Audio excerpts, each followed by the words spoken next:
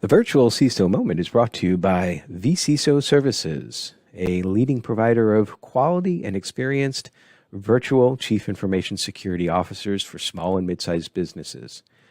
Check them out at vcisoservices.com. Hi, I'm Greg Schaefer, and welcome to the virtual CISO moment cyber quick strike for Monday, March 6th, 2023. Well, as you know, AI has been in the news recently. Now from the Washington Post, a little bit of some disturbing information.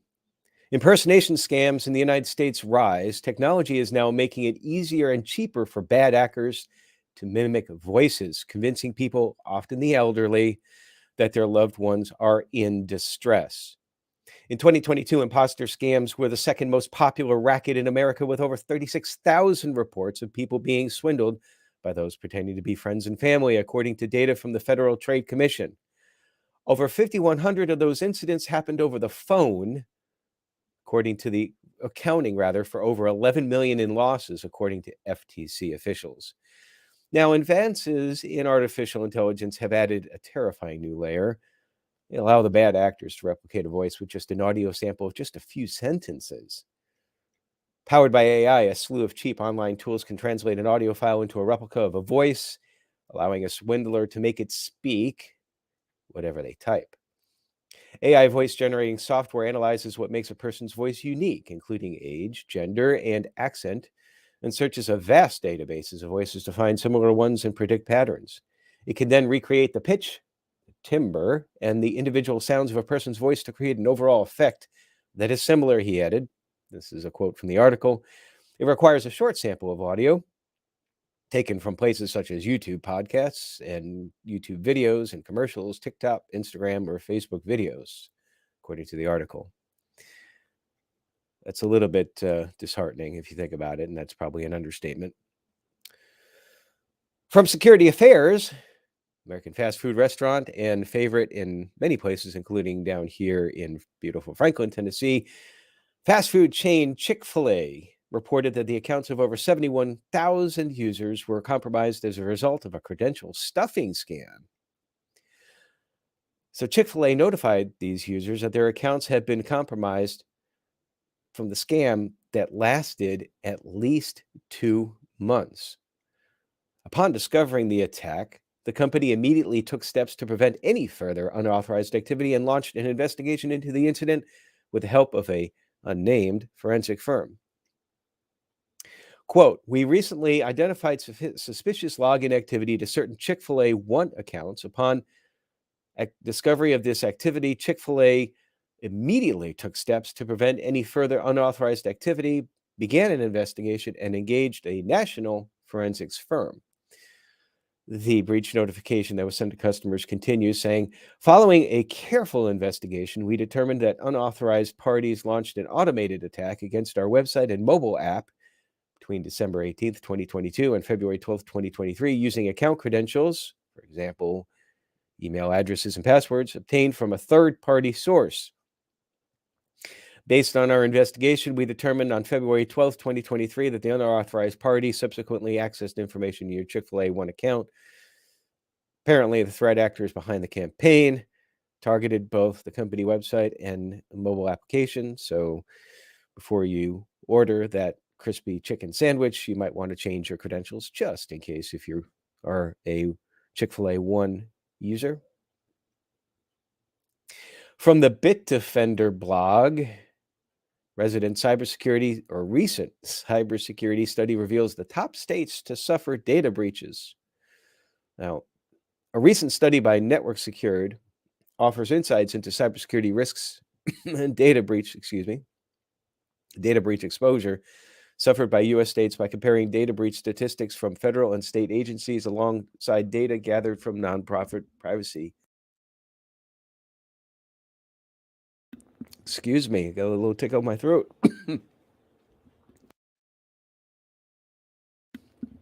And identity theft reporting organizations. Although the independent advisory firm calls attention to a lack of accurate reporting of data breaches within the U.S., its analysis reveals some interesting points regarding the 5 U.S. states for data breaches. This includes California with 1,338 all-time reported data breaches, New York with 618, Texas with 581, Florida with 458, and Maryland with 343. Accurate reporting on data breaches is notoriously hard to come by. U.S. states and companies are largely not transparent about data breach information, the company explained. Some states don't even require reporting until it has more than 10,000 people that are impacted. Now, it's no surprise that California holds the #1 spot on the data breach reporting list, as the study shows that, quote, there are more data breaches in states where there are more companies. That kind of makes sense. Nevertheless, the state of California is also home to 3 of the worst 10 data breaches of 2022, including 2 linked to Twitter, and the third to the Neopets data breach. Now, while New York reports less than half the number of data breaches of California, the study shows that a lack of public data breach records deters security research. Now, interestingly, the third worst state for data breaches, which is Texas, also has the highest state government budget for cybersecurity at $800 million system as of 2021. I didn't really have a coughing. I was just trying to that now. That's my story. I'm sticking to it. From SF Gate, hackers claim that Oakland ransomware attack leaks confidential data. So the group that was responsible for the ransomware attack on Oakland in February has published confidential data, according to MS-Soft threat analyst Brett Callow, who confirmed this to SF Gate, which is a local newspaper in the Bay Area, though the contents have yet to be confirmed by SF Gate. The group claims the leak contained 10 gigabytes of compressed data. The city of Oakland declined to provide comment to SF Gate about the attack, instead referring back to its statement published earlier Friday. Now, on March 3rd, noon, weeks, or rather, after Oakland confirmed that it fell victim to the ransomware, the alleged attackers have came out to claim that the cyber attack and the detail of the extent of the purported conquest. Now, this is the hacker group Clay Ransomware was the one that they claim responsibility for it. According to a screenshot that was first obtained by Believing Computer, the group obtained access to, quote, private and personal confidential data, financial, government, and Etsy, etc., IDs, passports, employees, full info. The claim appears official, and data should be leaked within about 2 hours, I believe. The city of Oakland does appear aware of impending leak, but did not identify the group or confirm the validity of its claims, and I do not know if that had actually come to occur. From the Cybersecurity and Infrastructure Security Agency, or CISA, just a note here, released the Decider tool to help with the MITRE attack mapping. On March 1st, CISA released Decider, a free tool to help the cybersecurity community map threat actor behavior to the MITRE attack framework. Now, this tool was created in partnership with the Homeland Security Systems Engineering and Development Institute, trademark. And because we have to have acronyms for everything, this is HSSEDI. I think it's just easier to actually say what it is. And MITRE, Decider, helps make mapping quick and accurate through guided questions, a powerful search and filter function, and a cart functionality that lets users export results to commonly used formats, assuming like CSV and XML and those sorts of things. Network defenders, analysts, and researchers can see CISA's video fact sheet and blog to get started with Decider. CISA encourages the community to use the tool in conjunction with the recently updated best practices for MITRE attack mapping guide. And you can get that guide if you go to the link that's in the show notes. And now, one of my favorite times when I'm not actually caught with a little bit of a dry throat on a live broadcast, which I am not going to edit out of the podcast rebroadcast because I just don't think that needs to happen. I think that if you're going to rebroadcast something, you rebroadcast it as it was. But anyway, I digress. This is the top 5 list. The list for today, I take a list of something that caught my eye. This one is way out of my comfort zone, and that's why it caught my eye, because I am not a pen tester.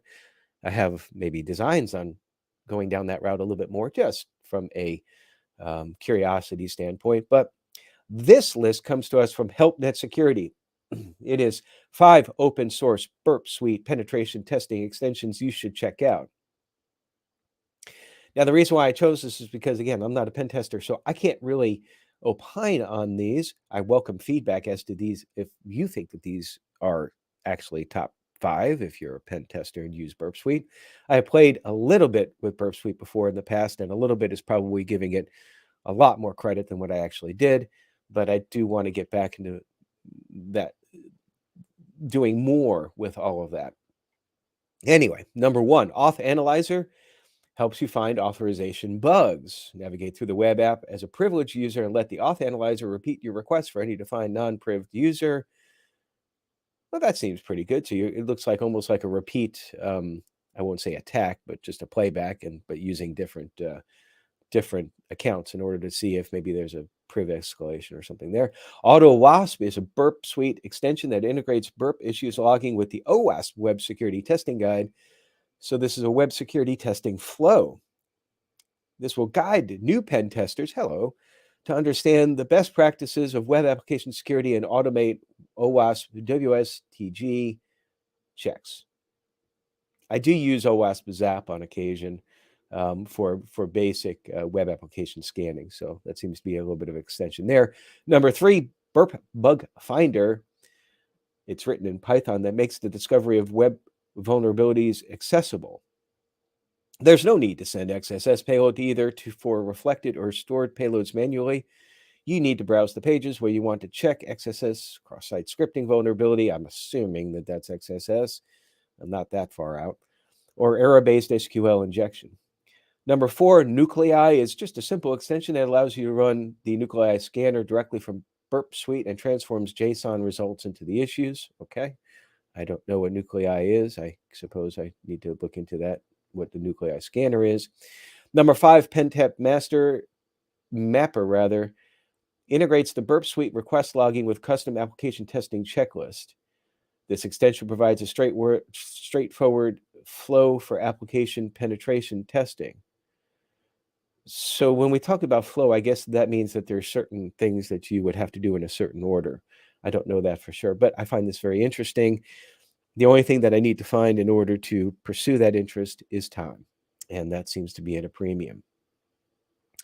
And that's it for today. On another note, though, just a couple wrap-up things. First of all, with regards to professional development, I had mentioned on this podcast a couple of months ago that I had taken advantage of a special on Tech Republic and downloaded and subscribed to a whole suite of tools that they say retail was $1,500, paid like $35 for it, something like that. And I just finally found a little bit of that time to start digging into one. And so the first one that I've started to dig into is a course for the CCSP, the Certified Cloud Security Practitioner, I believe is the acronym for that.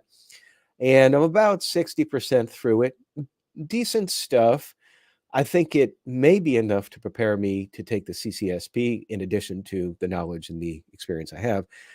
And generally decent presentation, some spelling errors, and a few instances where the instructor is referencing that they're going to place something in with the show notes or with the course notes, I should say, but then that's not there. Now that could be user error on my part, and I just haven't found it yet, or maybe it's something that because they packaged everything up, it wasn't easy to get there. So anyway, I wanted to give an update on that because I said a few months ago that when I got the little slice of time to do that I would.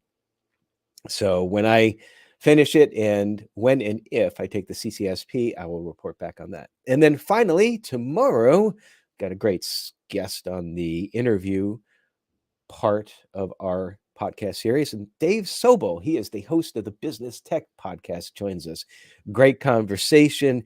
He's had an awesome history. He's done a lot of work, owned a couple an MSP, and we talk about that. We talk about threats. We talk about what he's trying to do with his podcast. So I encourage you to not only listen to tomorrow's episode or watch tomorrow's episode, but also check out his podcast, the Business Tech, or maybe it's Business in Tech podcast. I might have written that down wrong.